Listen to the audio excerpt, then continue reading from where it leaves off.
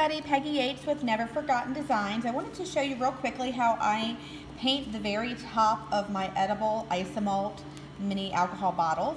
So what I'm going to do is I have some poppy paint here. I'm going to go ahead and shake it up really good. I'm going to twist the top off. And I have a little painter's palette here that I just like to put my poppy paint in, so that way I can just use a little bit. I'm just going to put a couple drops. Put the lid back on. And again, the poppy paint dries really fast. It's really good because if you're making cake pops or lollipops or anything like that, you can quickly bag them up and not have to wait hours and hours on end for it to dry. I have a clean brush here, and I'm just going to get a little bit on my brush, and then I'm going to paint.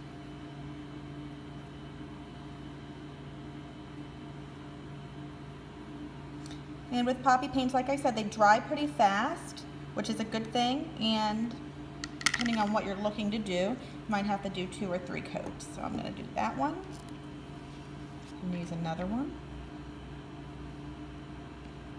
And if you ever find that your poppy paint is drying out inside of your palette, I'm going to show you real quick also how you can go ahead and revive it and kind of get it where you can paint with it again. There's another layer on that one. And remember, poppy paint is 100% created with 100% edible, FDA approved ingredients. So there's a lot of other products out there. This one I've painted a couple times already. But remember, we always want to use edible items whenever we're creating things for consumption. I'm just going to put one more layer on here. And kind of see how that covers. And I want to also tell you guys, if you need to clean your brushes off after using your poppy paint, what you're going to want to do is get something like this. I sell this at my shop, online and in the store. It's called Confectioner's Glaze Thinner. And I just kind of pour some at the bottom of, I'm using a silicone bowl. And then I just kind of rinse my brushes off. And you can kind of see it is an edible thinner that you can clean your brushes with. Just kind of let them soak. And this one, this weekend, I had used poppy paint and forgot to clean it off, but it is right back flexible. So this is a must-have if you're using poppy paint or any edible glaze that makes your brushes hard. It's going to save your brushes and let you reuse them. So after I get them really clean, I'll wash them with water, and then they'll be ready to go.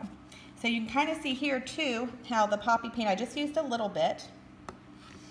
So that way we avoid waste. Again, I'm going to go ahead and get some more, put a couple more drops in there.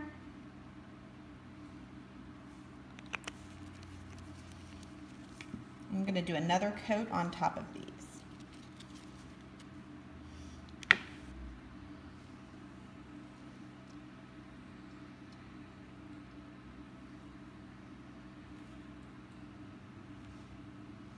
So there's that one. Let me grab this one. And I would say 2 coats on this is probably okay. I prefer to do 3 or 4, but you'll kind of get an idea of how much you need based on what your project is. A lot of the watercolor effects, if we're painting on chocolate or fondant, work perfectly with just 1 coat. And then of course you just go back when you need it a little bit thicker. All right, there we go. So those actually look great. I don't think I even need another coat.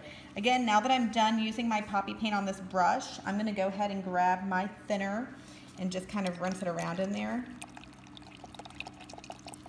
And because I did it immediately, it cleans it right up. I'm stuck with a little bit of glitter from the gold poppy, but I'll rinse it out in the water. So again, thank you for watching this tutorial on how to make or how to work with the black poppy paint. Again, it's very fast drying. This should be ready to touch here, I would bet, in about 5 minutes. It's so fast to dry. I do keep poppy paint available for sale on my website, my Etsy shop, and in person at my brick and mortar retail shop in St. Louis. It sells out pretty quick, so if you see it come in stock, order fast. I'm getting ready to place another order to restock here pretty soon. So again, thank you so much for supporting Never Forgotten Designs and everything that we do here, and I look forward to seeing you online or in person at the store. Have a great day.